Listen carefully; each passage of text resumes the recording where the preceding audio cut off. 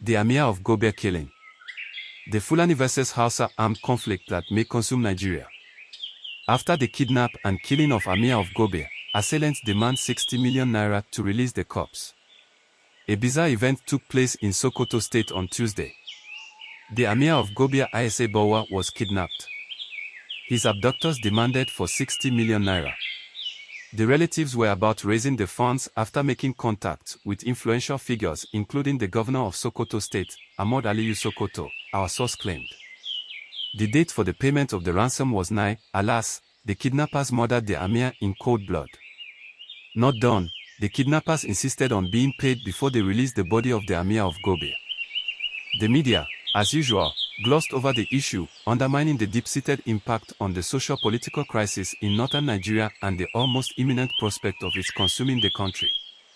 Unknown to many observers, the murder of the Amir of Gobir was the height of the smoldering intra-ethnic clashes between the Fulani and the Hausa, which observers claim has taken thousands of human lives in the past 1 decade, even as the ruling class of both ethnic groups try to subvert and gloss over the issue. The Hausa and Fulani are distinct ethnic groups, but in Nigeria found a common political destiny in being referred to as Hausa Fulani. In the past 3 decades, the years of misrule, poverty, hunger, exclusion and deprivation by the ruling class in the north has exposed the internal contradictions which for decades have been veiled under the cover of Islam. The policy of exclusivity and the taking over of Nigeria in 2015 by Fulani far-right led by former President Muhammadu Buhari has further deepened the dialectics of conflict and asymmetric war between the Fulani and the Hausa, which has now taken the shape of armed conflict even as successive governments underplay the peril. The kidnap and killing of the Amir of Gobir is nothing but a brutal continuation of the bitter, bloody conflict. Gali Abdulaziz, a social commentator, said a terrible thing happened in Sokoto State. The Amir of Gobir, a respected leader, was kidnapped in his palace a few days ago. The kidnappers demanded for 60 million naira and 5 motorcycles as ransom. Now, the kidnappers are refusing to release the Amir's body until they got the money and motorcycles. The murder of the Amir of Gobir, a Fulani man, we have been informed is linked to the current radical and often violent ongoing agitation by the Hausa, who were the original owners of the land, before the 1804 jihad, which they appear to view as usurpation of their ancestral rights. For many who may not understand the history of the feud, before 1804, Gobir was ruled by Hausa kings and their reign lasted for 700 years. The area flourished under Hausa rule in the 11th century. The headquarters of the dynasty was in Alkalawa in northwestern Hausaland. In the 15th century, the Hausa king conquered many surrounding areas, but the reign was broken briefly by the Tuaregs who had established the Sultanate in Agadez. Gobir regained its strength under Hausa rule and became fortified. The Hausa king, Bawa, invited the Fulani scholar, Othman Dan Fodio, to Gobir in 1774. Fodio, who came from Futajalan Island, settled at a small town of Dijo and began preaching Islam to faithful. Dan Fodio was employed as a teacher and he was responsible for giving education to the royal family and later to Yunfa, the king that came after Bawa. Fodio used the opportunity to complain about the burden the Hausa rulers placed on the poor.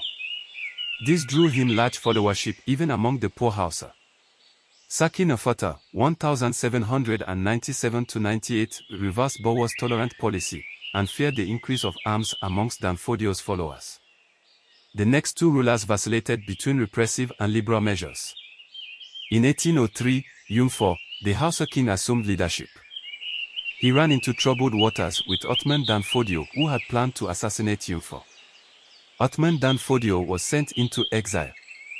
He organized a small infantry, assembled mainly Fulani nomadic men, armed them and then launched the jihad in the spring of 1804. In the Battle of Tsanchwa, the Hausa put up a fierce battle, but Fodio had sent for reinforcement. In October 1808, Fodio seized Gobir, killed Yunfa, which brought an end to the Hausa rule.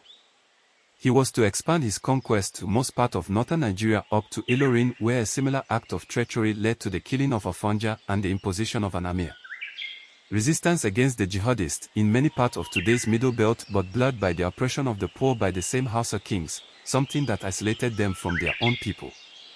Yet, some Hausa resisted the jihad in the northeast led by Saken Ali Dan Yakubu and Saki Mayoki. The Hausa ruler of Katsina assisted the resistance, which led to the Hausa shifting their capital to Tibri, 10 kilometers north of Maradi, Niger State in 1836. Around that time, the Gobe Sultan also rose against Sokoto Caliphate, but the resistance was brutally crushed by Sokoto Sultan Muhammad Bello in the Battle of Gowakuk. In Niger Republic, the old dynasty of the Hausa rulers of Gobe remains with a rival group of the dynasty in Sabon Bani north of Sokoto State. The Hausa have suddenly realized the need to take back their ancestral land seizes during the jihad. They appear to seek their own identity unlike before. They believe the concept of one Nigeria remains a means of deceit and a plot that constantly put the Hausa to disadvantage. But the demand won't be easy. It would mean the emirs have to abdicate their seats. The killing of the emir of Gobe, we can authoritatively say, will fuel further revenge killings unless the Hausa and Fulani leaders rise up to the occasion and stop pretending. The crisis is already spreading to other parts of northern Nigeria. The so-called bandits is essentially Hausa indigenous revolt. The resolution of the conflict will not be easy. It will involve first accepting there is a major problem. It will mean President Bola Ahmed Tinubu calling the Fulani and Hausa leaders together, identify the major grievances and work our short-term, middle-term and long-term solutions which would be border social, economic and political. For now, both ethnic groups are importing mercenaries from Chad, Niger, Mali and southern Sudan to prosecute what in itself has assumed a life of its own and may spread to other parts of Nigeria with grievous consequences on peace and stability in Nigeria.